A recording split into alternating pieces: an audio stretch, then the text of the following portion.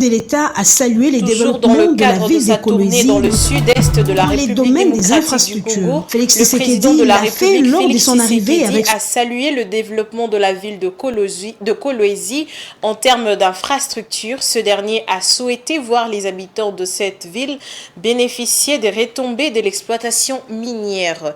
À l'international, le groupe d'études internationales sur le cuivre a revu à la baisse le déficit attendu sur ce marché du cuivre en 2023. L'Institut prévoyait le déficit à environ 114 000 tonnes en avril dernier. Désormais, elle s'attend à un déficit de 27 000 tonnes. Merci de nous suivre à l'antenne de Géopolis Télévision. Mesdames, Messieurs, bonsoir et bienvenue au 19h30. Le chef de l'État a salué le développement de la ville de Kolwezi, notamment dans le domaine des infrastructures. Félix Tshisekedi l'a fait lors de son arrivée dans la province du Lualaba. Au cours de son adresse, il a placé à la place de la Poste, le président a ému le vœu de voir les habitants de Lualaba, capitale mondiale du cobalt, bénéficier des retombées de l'exploitation minière. Plus de détails dans cet élément avec Rachel Misenga. Le chef de l'État a salué les développements de la ville de Kolwezi, notamment dans les domaines des infrastructures. Félix Tshisekedi l'a fait lors de son arrivée avec son épouse dans la province du Lualaba à l'aéroport de Kolwezi. Au cours de son adresse à la place de la Poste, le président de la République s'est dit émerveillé par le travail abattu par la gouverneure Fifi Masuka dans la transformation de cette ville. Il a fait allusion notamment aux nouvelles routes et des bâtisses imposantes qui sortent des terres dans cette partie du pays. Pour Félix Tshisekedi, ces développements des infrastructures prouve que les développements de la ville s'effectuent par des richesses locales. Il a ainsi ému les vœux de voir les habitants de Lualaba, considérés comme la capitale mondiale du cobalt, bénéficier des retombées de l'exploitation minière. Le chef de l'État a rapporté que le temps où les investisseurs venaient exploiter les minéraux et importer, tout est révolu.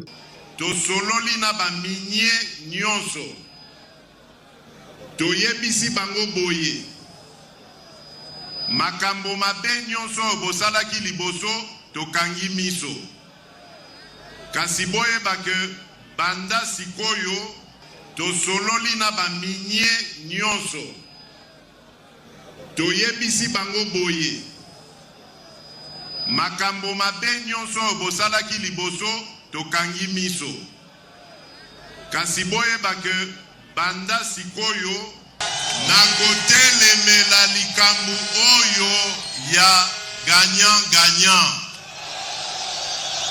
boye na mboka na biso bokuti biso toza na ba richesse mais toyebi ndenge ya koexploite yango te bino boye na mbongo na bino biso na ba richesse na biso epai tosangani tocreye ba emploi tocreye richesse biso to sepeli bino pe bo sepeli boete. Il a en outre souhaité voir les minéraux produits localement être transformés sur place pour leur donner une valeur ajoutée pour le bien de la population locale. Programme na biso ezali ya ko transformer richesse na biso awa na Congo. Na transformation wana ekobota misala ekobota ba richesse. Tolingi lisusu makambo ya ko exploiter ba richesse na biso awa bakena ngo bakie ko transformer ngo na bamboka mosusu batindeli biso ba produit fini awa esili makambo wana. Comme à Kasumbalesa, au Katanga, le président de la République a appelé les jeunes de Kolwezi à l'unité et à se départir de l'esprit de division pour des raisons tribales, politiques, religieuses et autres. Restant dans le même chapitre, le président de la République, Félix-Antoine Tshisekedi, a inauguré hier, mercredi 4 octobre, à Lubumbashi, la nouvelle usine hydrométallurgique de la Société de traitement du terril de Lubumbashi, active depuis les années 1990. La STL produit également du cobalt, du cuivre et du zinc. Dieudonné Boinali au commentaire. Le président de la République, Félix-Antoine Tshisekedi Tshilombo, a inauguré le mercredi 4 septembre à Lubumbashi, chef-lieu de la province du Haut-Katanga, la nouvelle usine hydrométallurgique de la Société de traitement du terril de Lubumbashi. Estelle, filiale à 100% de la Générale des Carrières et des Mines, Gécamine SA. Active depuis les années 90, la Estelle produit également du cobalt, du cuivre et du zinc. Dans son allocution de circonstances, Madame Chantal Mobango, directrice générale adjointe de la Estelle, a fait savoir que cette nouvelle usine est unique en RDC et en Afrique dans l'extraction du germanium, l'un des métaux rares entrant dans la fabrication des batteries et dont la Chine a réduit ses quotas de vente. De son côté, M. Placide Mbala, directeur général de la Gécamine SA, est revenu sur l'importance de cette usine qui permet à la RDC de se présenter dorénavant comme un acteur majeur sur les marchés de nouvelles technologies. C'est donc une première depuis des décennies en République démocratique du Congo. L'inauguration de cette usine à capitaux totalement congolais va permettre à la Estelle de produire avec une plus-value à la fois les cobaltes, les cuivres et les germanium. La Estelle est la filiale 100% Gécamine, fleuron de l'économie du Haut-Katanga. C'est donc une première depuis des décennies en République démocratique du Congo. L'inauguration de cette usine à capitaux totalement congolais va permettre à la Estelle de produire avec une plus-value à la fois les cobaltes, les cuivres et les germanium. La Estelle est la filiale 100% Gécamine, fleuron de l'économie du Haut-Katanga. Changeons de chapitre à présent. Un pays ne peut que se développer grâce à la classe moyenne. Cette phrase a été prononcée par le vice-premier ministre et ministre de l'économie nationale, Vital Kamerhe, lors de son intervention à la 7e édition de l'Expo Béton le mercredi 4 octobre 2023, organisée dans le centre de négoce de Moussompo. Dans cette optique, il faut encadrer et orienter convenablement les entrepreneurs dans la réalisation de leurs projets et surtout de les voir évoluer. Suivez. Le service de l'État ne vous laisse pas tranquille. Vous transportez entre Kikwit, Chikapa et Kinshasa. Vous transportez la marchandise, vous n'avez pas moins de 300 barrières. Pas moins de 300 barrières. Est-ce qu'en Zambie, il y a autant de barrières? Ok, aujourd'hui, je vous donne un exemple. Quand vous quittez Johannesburg jusqu'à Kasumbalesa, c'est moins de $100. Mais de Kasumbalesa jusqu'à Kolwezi, c'est $1250. Péage, barrière, tout compris. Alors vous allez vous développer comment? C'est un problème très sérieux. Donc, une table ronde pour repenser l'économie congolaise s'impose. Je suis d'accord avec vous. Madame, l'indépendance économique, ça ne se donne pas. Ça s'arrache. Ce que vous êtes en train de faire ici au niveau de la réflexion, c'est une brique qui vient s'ajouter à d'autres réflexions qui se font au niveau du gouvernement. Et quand on se sera tous mis d'accord que nous sommes capables, nous-mêmes, de travailler, mais en ouvrant les portes aux autres. Comment un pays sans classe moyenne peut espérer se développer? Donc les efforts des nationaux vont profiter aux étrangers. Puisque quand vous regardez la colonne vertébrale de notre transport, c'est le fleuve Congo. Et toutes les routes convergeaient vers le fleuve Congo. Parce que les minéraux du Katanga devaient arriver à Oboken, à Anvers. Parce que les caoutchoucs de l'équateur de la province orientale devaient aller à Anvers. La Belgique est le seul pays au monde, après la Deuxième Guerre mondiale, qui n'a pas connu de récession économique. Sa monnaie n'a pas déprécié avec la richesse du Congo. Donc, si les Belges ont profité, ils ne nous ont pas empêchés, maintenant que nous sommes indépendants, de profiter nous-mêmes. Monsieur le Président de l'AFEC, je suis d'accord avec vous, j'ai déjà répondu. On ne peut pas penser développement sans infrastructure de transport. C'est à l'heure, l'avion ne peut pas transporter les minéraux. C'est impossible. Donc, il faut penser au train, il faut penser à draguer exactement, je crois, 1140 km du fleuve Congo. Et là où il y a des goulots d'étranglement, on met les rails et on peut partir d'ici jusqu'à Kinshasa. Et Kinshasa, on a les rails, on est à Matadi. Et Matadi, on a de nouveau le fleuve. On est à Banana, on est dans l'océan Atlantique. Vous choisissez. Vous allez au Brésil, vous allez aux États-Unis, vous allez au Portugal, vous allez n'importe où. C'est ça le développement. De l'autre côté, on peut partir du Katanga, vous êtes à Dar es Salaam, vous pouvez retrouver en Inde, vous pouvez retrouver n'importe où, à travers l'océan Indien. Voilà l'Afrique que nous voulons. Merci beaucoup.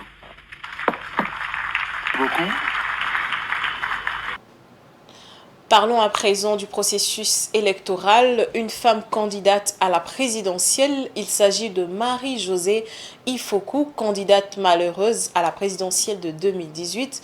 Son combat reste le même, la rupture du système de la prédation par la combolisation pour la modernisation de la République démocratique du Congo. Déclaration de Marie-Josée Ifoku après le dépôt de sa candidature ce jeudi 5 octobre 2023 au siège de la commission électorale nationale indépendante à Kinshasa-Gombe. Patience Lokeke au commentaire. Elle s'est ajoutée parmi une dizaine de candidats. Elle, c'est Marie-Josée Ifoku, candidate malheureuse à l'élection de 2018. Marie-Josée Ifoku, le numéro 1 du parti politique Alliance des élites pour un nouveau Congo, a déposé son dossier comme candidate à l'élection présidentielle de 2023. Dès son arrivée aux installations de la CENI, elle a été accueillie par la porte-parole de la CENI, Patricia Nseya. Balayée en mai et accompagnée par ses partisans, Marie-Josée Ifoku n'est jure que pour la rupture du système de la prédation par la combolisation pour la renaissance de la RDC. Le temps des hommes en termes à un grand H, pour moi, est révolu. Nous sommes à une époque ou à un temps où je pense que le peuple doit choisir une vision et non un homme. Et nous apportons une vision qui est la rupture du système de prédation par la combolisation pour la renaissance de la RDC. Donc voilà, une vision pour diriger le pays. Et je pense que ça nous donne toutes les chances pour pouvoir conduire ce pays. De quelle rupture je parle? De la première naissance que nous avons connue ici en République démocratique du Congo, État indépendant du Congo, état d'esprit de prédation qui nous a mis au monde, s'est perpétué malheureusement à travers nos dirigeants depuis l'indépendance jusqu'à aujourd'hui. Et nous parlons de cette rupture-là, de la prédation, parce que c'est comme si le peuple congolais était une proie pour ceux qui dirigent. Et nous voulons... Pour rappel, Marie-Josée Ifoku est l'une des candidates malheureuses à l'élection présidentielle de 2018 et se présente comme candidate pour la deuxième fois.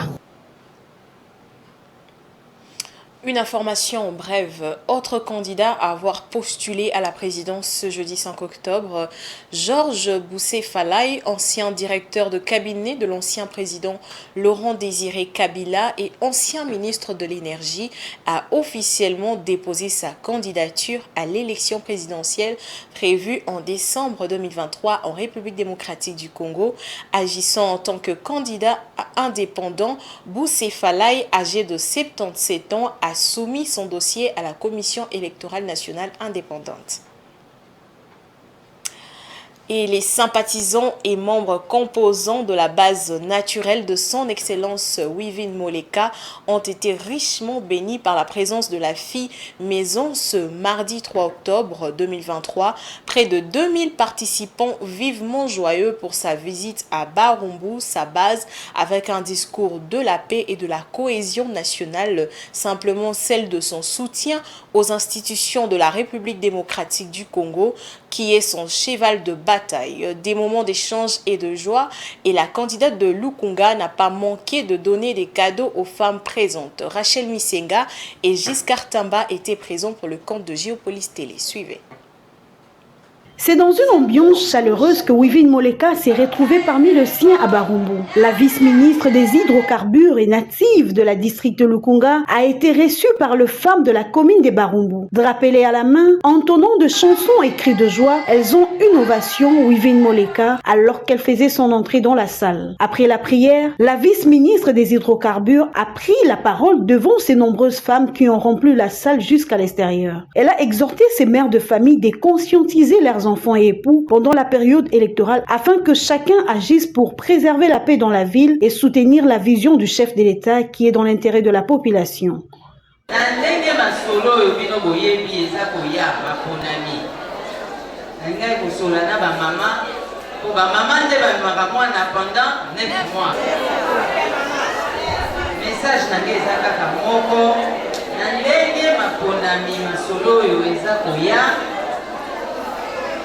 Maman boza na rôle monene ya kojouer po tolingi maponami oyo eleka na kimia kosola na bapapa, kosola na bana, kosola na bandeko na biso, po ete kobuna kofinga ezala te eza na ntina moko te. Après son adresse aux femmes, la vice-ministre a accordé la parole à quelques-unes d'entre elles qui n'ont pas manqué de s'exprimer et de donner leur doléance.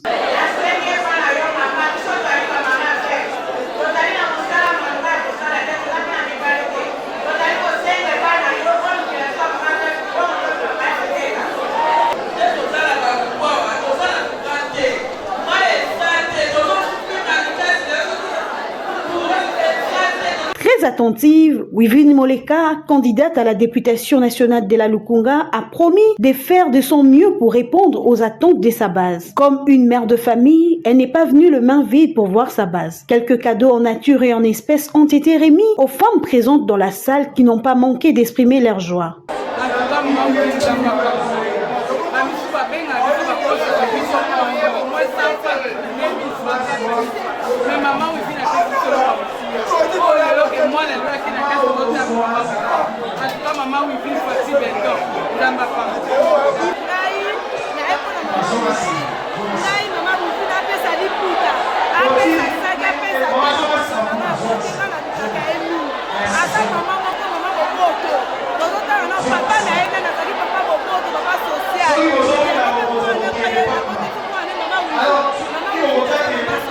L'ambiance du début a régné jusqu'à la fin de la manifestation. Wivine Moleka a promis de revenir très bientôt pour communiquer davantage avec sa base. Autre chose à présent, le 5 octobre de chaque année, le monde entier célèbre la journée mondiale de l'enseignant. Cette journée est l'occasion de célébrer la façon dont les enseignants transforment l'éducation, mais aussi réfléchir au soutien dont ils ont besoin pour déployer pleinement leurs talents et leur vocation, et de reconsidérer la perspective d'avenir de la profession au niveau national. À cette occasion, la rédaction de Géopolis Télévision est allée à la rencontre des enseignants d'une école de la place qui se disent ne pas être valorisés dans leur métier. Francine Moukeba et Giscard Tamba étaient sur place. Le monde célèbre chaque 5 octobre la journée mondiale de l'enseignant. Une journée qui a pour but de sensibiliser sur l'importance et le rôle des enseignants dans le système d'éducation. Cette année, le thème choisi par l'UNESCO est « L'enseignant dont nous avons besoin pour l'éducation que nous souhaitons impératif mondial de remédier à la pénurie d'enseignants ». Cette journée a été établie par l'UNESCO depuis 1994. Elle commémore la signature de la recommandation OIT-UNESCO concernant la condition du personnel enseignant de 1966, qui fixe les critères de référence relatifs aux droits et aux responsabilités des enseignants, ainsi que les normes fixant leurs formations initiales et continues. Pour ce, la rédaction de Géopolis Télé est allée à la rencontre des enseignants d'une école de la place dans la commune de la Gombe à Kinshasa. Pour les enseignants, l'éducation donnée jadis autrefois diffère de celle qui est donnée à ce jour. Et il est impérieux que les conditions de vie des enseignants soient améliorées. Nous ne nous sentons pas valorisés. Pourquoi? Parce qu'en tant qu'enseignants, nous ne sommes pas payés. Ce sont nos postes qui sont payés. C'est-à-dire l'enseignant comme tel travaille, mais les salaires qu'il touche appartiennent à l'école. Voilà pourquoi nous disons l'État doit fournir des efforts pour qu'il donne les salaires nominatifs aux enseignants, comme il le fait avec les agents des carrières qui sont nos collègues de la fonction publique. Voilà en bref ce que je peux dire là-dessus. Nous demandons à l'État de nous payer comme sont payés les fonctionnaires. Parce que les fonctionnaires ont un salaire nominatif. Quand il est muté, il part avec son salaire. Mais nous, quand nous sommes mutés, notre salaire reste à l'école. On vous envoie dans une autre école. Et dans cette école-là, si vous n'êtes pas budgétisé, vous redevenez un non payé. Et vous risquez même de reprendre encore à zéro comme nouvelle unité. Et ça choque tout enseignant. Nous avons toujours dit et répété que jadis le travail de l'enseignant était un travail noble, un métier noble, mais aujourd'hui, sincèrement, nous ne sommes pas satisfaits de ça. Sans les enseignants, l'éducation ne remplirait pas les rôles qui lui est assigné. Car enseigner ne signifie pas uniquement apprendre à l'élève une série d'effets et nombres, mais aussi les bonnes habitudes à mettre en pratique dans la société dans laquelle il se trouve. En sport, les violences et désordres dans les installations et infrastructures sportives en République démocratique du Congo continuent de se manifester. Ce mercredi 4 octobre, lors du 190e derby de Kinshasa entre le Daring Club Motema Pembe et l'ASV Club pour le compte du championnat national de football, plusieurs casses ont été enregistrées par les supporters du club vert et noir de la capitale pendant et après cette rencontre. Les détails avec Blaise Kouzola. Les désordres et violences dans les installations et infrastructures sportives ne vont sûrement pas se terminer en République démocratique du Congo. En effet, la rencontre de ce mercredi 4 octobre 2023 du 190e vieux derby de Kinshasa entre le Daring Club Motema Pembe et l'ASV Club a été le théâtre de nouvelles scènes de violence dans le championnat congolais. Une mauvaise habitude prise par certains supporters alors que des messages de sensibilisation ont été lancés avant même le début de ces championnats. Attendu ce 4 octobre, le derby de Kinshasa a tourné à l'avantage des Immaculés sur la marque d'1-0. Match qui s'est disputé au stade Tata Raphaël et qui a une nouvelle fois de plus été marqué par des débordements en tribune, mais également sur l'aire de jeu après l'ouverture du score du Daring Club Motema Pembe survenu à la 79e minute. Il a fallu l'intervention des forces de l'ordre pour que la situation revienne à la normale. Des dégâts ont été enregistrés dans l'aire de jeu, mais aussi en dehors du stade Tata Raphaël, dont le gymnase nouvellement construit pour le 9e jeu de la francophonie, capable d'abriter la salle de tennis de table, mais également du judo, victime de casse, constat fait ce jeudi 5 octobre dans la matinée par les autorités. Des sanctions lourdes sont donc à craindre contre l'équipe de l'AS Vita Club pour les actes posés par ses supporters. Depuis la fin de saison dernière, de tels scénarios se produisent encore, malgré quelques mesures prises par la Ligue nationale de football, mais aussi la Fédération congolaise de football association. Un comportement à bannir définitivement dans l'antre des installations sportives. Vita Club, comme en 2015, ici au stade Tata Raphaël.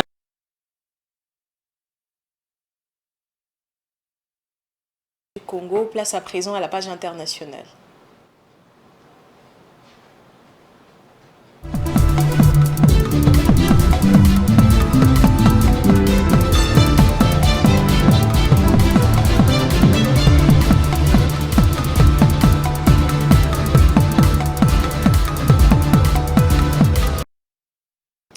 Le Ghana subit l'impact de la crise mondiale et affiche des perspectives économiques incertaines. Le pays d'Afrique de l'Ouest est confronté à l'une des pires crises économiques qu'il ait connues depuis des décennies, avec un taux d'inflation estimé à 40% depuis juillet 2023, une situation que l'opposition et les populations dénoncent. Suivant nos confrères d'Africa 24.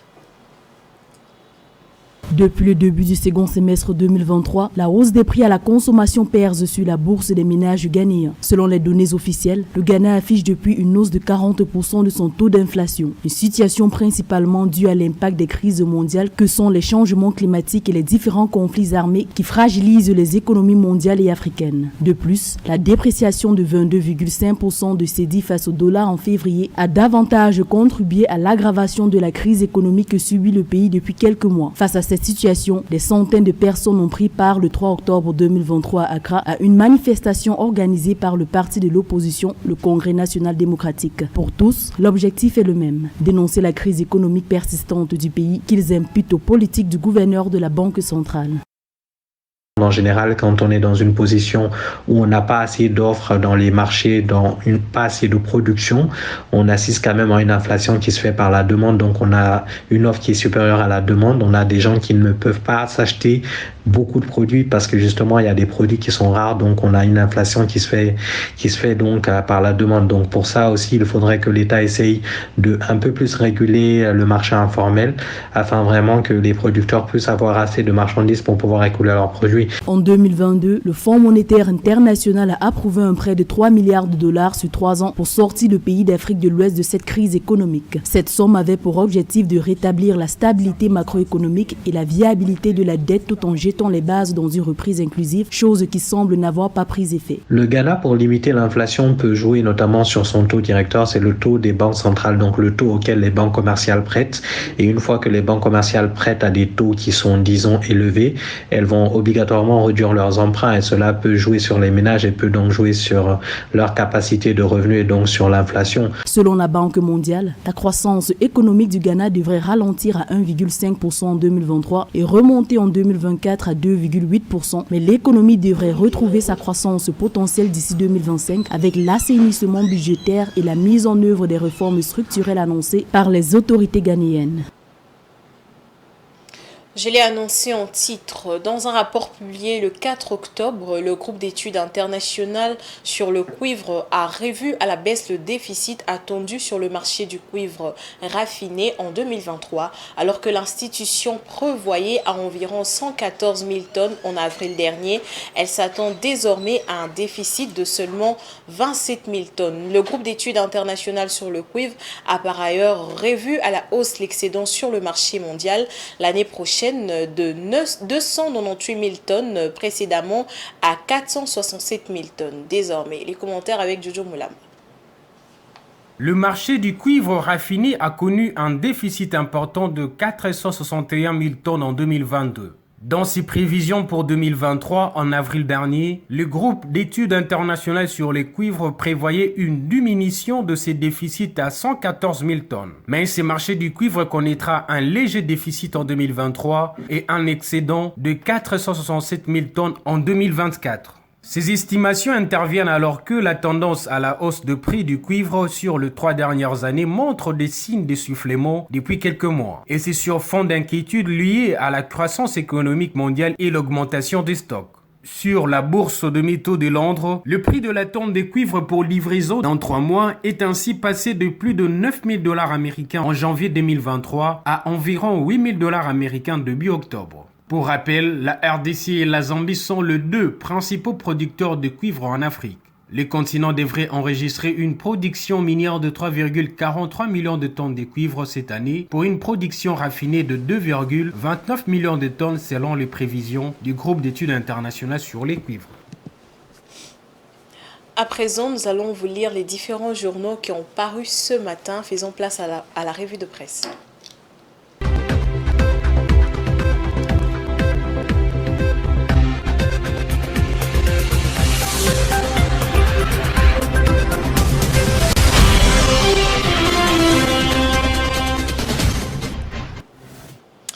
La revue de presse de ce 5 octobre 2023 avec Jojo Moulamba. Bonsoir Jojo Moulamba. Bonsoir Tamani Mujinga.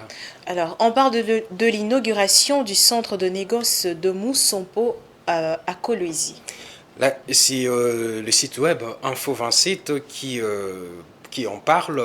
Il titre Kolwezi, Félix Tshisekedi inaugure le centre des négoces de Mousompo. D'après l'auteur de l'article, après son face-à-face avec la population qui l'a accueilli de manière délirante dès l'aéroport jusqu'à la place de la Poste, Félix Tshisekedi, qui n'avait pas caché sa satisfaction de voir Kolwezi se construire par ses ressources, a inauguré ce jeudi 5 octobre 2023 le centre de négoce de Mousompo. D'une pierre deux coups, le chef de l'État a également clôturé, poursuit le journal en ligne, la 7e édition de l'Expo Béton et procédé au lancement du premier salon minier de la province de Lualaba. Ces sites ajoutent aussi que le centre de négoce inauguré par le chef de l'État est composé essentiellement de points de contrôle ainsi que d'entrées et sorties.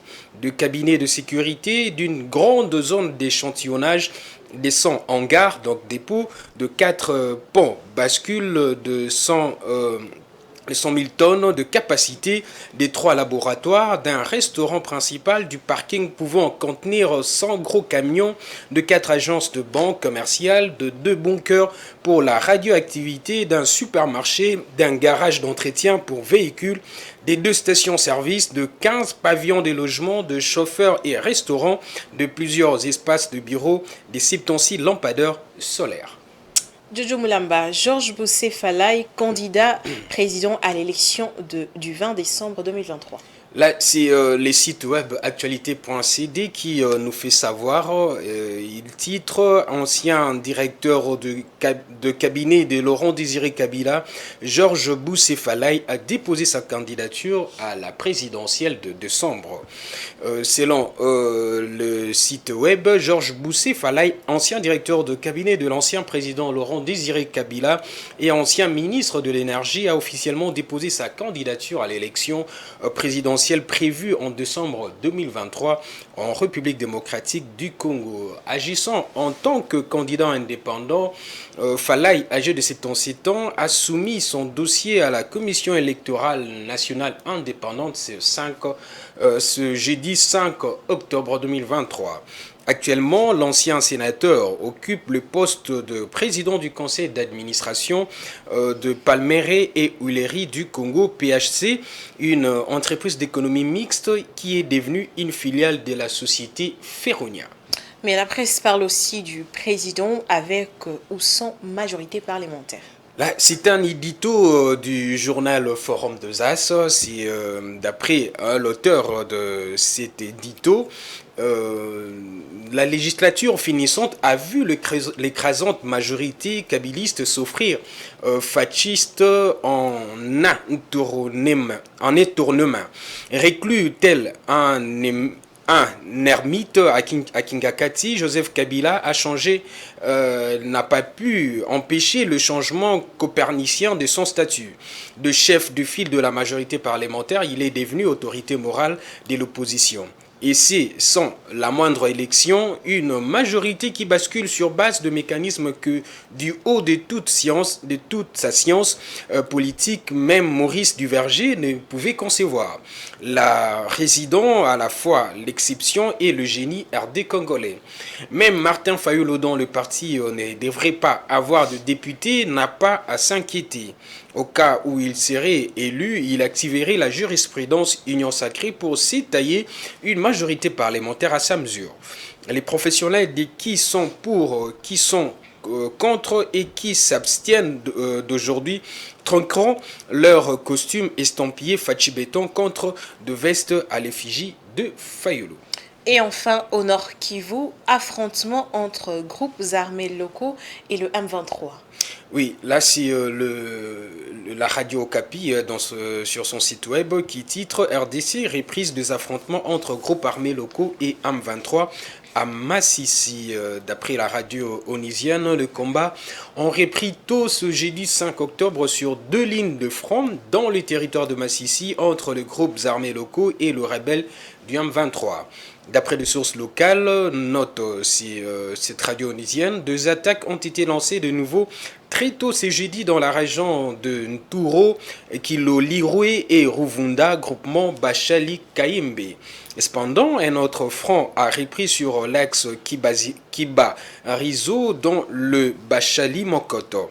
Déjà, mercredi, ajoute le journal, des affrontements rudes ont eu lieu dans la soirée vers Kibarizo, Kirumbu et Boussumba après que le rebelle du M23 ont reçu du renfort en provenance des Bouiza, affirment plusieurs sources. Voilà, c'est tout. Merci à vous, Jojo Mulamba, pour cette revue de presse. Merci à vous, Damani. Voilà, fin de la revue de presse.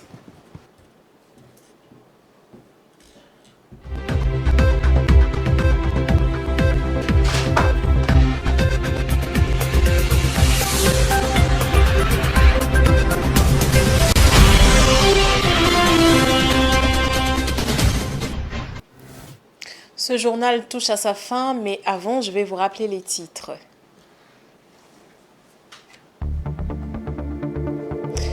Toujours dans le cadre de sa tournée dans le sud-est de la République démocratique du Congo, le président de la République Félix Tshisekedi a salué le développement de la ville de Kolwezi en termes d'infrastructures. Ce dernier a souhaité voir les habitants de cette ville bénéficier des retombées de l'exploitation minière.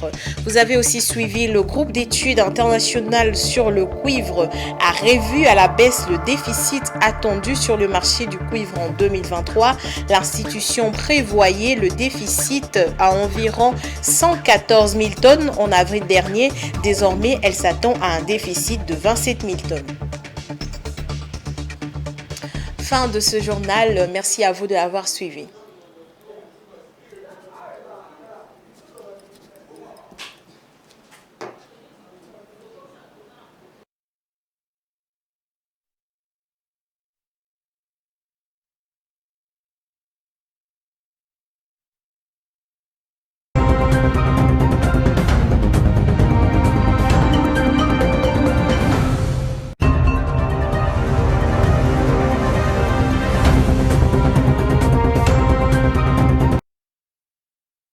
Sous le haut patronage de son Excellence Félix Antoine Tshisekedi Tshilombo, chef